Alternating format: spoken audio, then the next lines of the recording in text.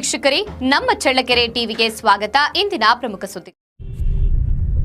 ಗೌರಸಮುದ್ರ ಪ್ರಾಥಮಿಕ ಕೃಷಿ ಪತ್ತಿನ ಸಹಕಾರ ಸಂಘದ ವತಿಯಿಂದ ರೈತರಿಗೆ ಕೃಷಿ ಭೂಮಿ ಉಳುಮೆ ಮಾಡಲು ಸಂಘದ ಸಾಲ ಸೌಲಭ್ಯ ಯೋಜನೆ ಅಡಿಯಲ್ಲಿ ಟ್ರ್ಯಾಕ್ಟರ್ ಅನ್ನು ರೈತನಿಗೆ ನೀಡಲಾಯಿತು.